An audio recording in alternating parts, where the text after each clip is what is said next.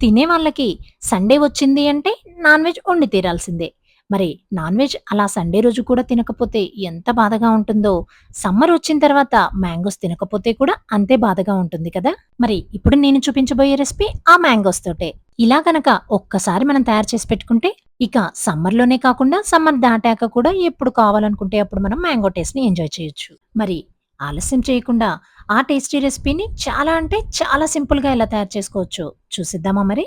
ఈ ప్రాసెస్ కోసం పచ్చి మామిడికాయలను వేటినైనా కానీ తీసుకొని, ముందుగానే క్లీన్ చేసుకొని, ఆ తర్వాత జీడి ఉన్న ప్లేస్‌లో చిన్నగా కట్ చేసుకొని, కొద్దిగా నీళ్లు పోసుకున్న కుక్కర్‌లో వీటన్నింటిని వేసుకొని, ఒక 3 విజిల్స్ వచ్చేంత వరకు కుక్ చేసుకొని, స్టీమ్ పోయిన తర్వాత వీటన్నింటిని తీసి ఒక ప్లేట్‌లోకి ట్రాన్స్‌ఫర్ చేసుకొని, ఇక చల్లబడిన తర్వాత దీని పైన ఉన్న పీల్‌ని సెపరేట్ చేసుకోవాలి.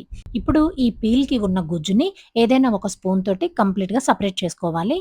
ఒక్క పై లేయర్‌కి ఉన్న గుజ్జునే కాకుండా, పిక్కకి ఉన్న గుజ్జుని కూడా అన్ని మ్యాంగోస్‌లో నుంచి ఇలాగే సెపరేట్ చేసుకొని ఒక ప్లేట్‌లోకి వేసుకోవాలి. ఇలా వేసుకున్న ఈ గుజ్జునంతటిని కూడా ఇప్పుడు తీసి ఒక మిక్సింగ్ జార్‌లోకి ట్రాన్స్‌ఫర్ చేసుకోవాలి. ఇక ఈ ఉడికించుకున్న మామిడికాయ గుజ్జుతో పాటు క్లీన్ చేసి పెట్టుకున్న పుదీనా ఆకులని, అలాగే వేయించి పొడి చేసుకున్న జీలకర్రని, కొద్దిగా రుచికి సరిపడినంత ఉప్పుని, దాంతో పాటుగానే మిరియాల పొడిని కూడా ఒక్కొక్క టీ స్పూన్ చొప్పున యాడ్ చేసుకోవాలి. వీటన్నిటితో పాటు స్వీట్‌నెస్ కోసం షుగర్‌ని కూడా ఒక 3 టేబుల్ స్పూన్స్ వరకు యాడ్ చేసుకొని, వీటన్నింటిని మెత్తటి పేస్ట్ లాగా బ్లెండ్ చేసుకొని తీసి, ఈ పేస్ట్‌నంతటిని కూడా ఏదైనా ఒక గాజు సీసాలోకి వేసుకొని స్టోర్ చేసుకోవచ్చు. ఇలా స్టోర్ చేసుకున్న ఈ పేస్ట్‌ని ఎప్పుడు కావాలనుకుంటే అప్పుడే మనము ఈ బాటిల్‌లో నుంచి మామిడికాయ గుజ్జుని టేబుల్ స్పూన్స్ చొప్పున యాడ్ చేసుకుంటూ గ్లాసుల్లోకి ట్రాన్స్‌ఫర్ చేసుకోవాలి.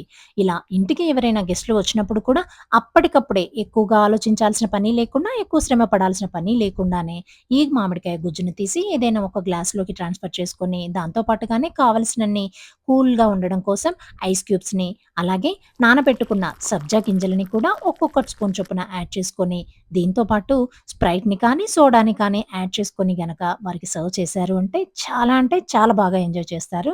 అలాగే ఇలా ఇంకా ఎక్కువ కాలం స్టోర్ చేసుకోవాలి అంటే, ఇలాగే బాటిల్‌లో స్టోర్ చేసుకోవాల్సిన పని లేకుండానే ఐస్ క్యూబ్స్ ట్రేల్లోకి ఈ పేస్ట్‌ని ట్రాన్స్‌ఫర్ చేసుకోవాలి.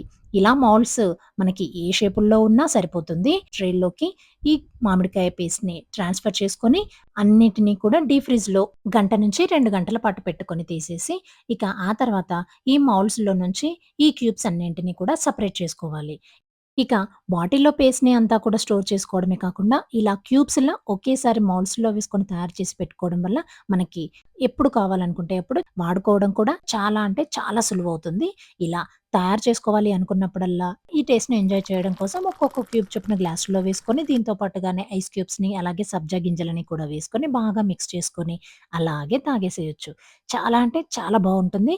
తప్పకుండా మీరు ట్రై చేయండి. అలాగే ఈ క్యూబ్స్ అన్నింటిని కూడా ఏదైనా ఒక జిప్ లాక్ బ్యాగ్‌లోకి వేసుకొని, అన్నింటిని జిప్ లాక్ చేసేసుకొని, డీప్ ఫ్రీజర్‌లో పెట్టుకొని స్టోర్ చేసుకోవచ్చు. మరి ఇంకెందుకు ఆలస్యం? మీరు ఈ రెసిపీని ట్రై చేసే ముందు వెళ్తూ ఈ వీడియోకి ఒక చిన్న లైక్ చేయడమే కాకుండా, కావాల్సిన వారికి షేర్ చేస్తూ మన ఛానెల్‌ని సబ్స్క్రైబ్ చేసుకొని ఫాలో చేయడం మాత్రం అస్సలు మర్చిపోకండి. Thanks for watching.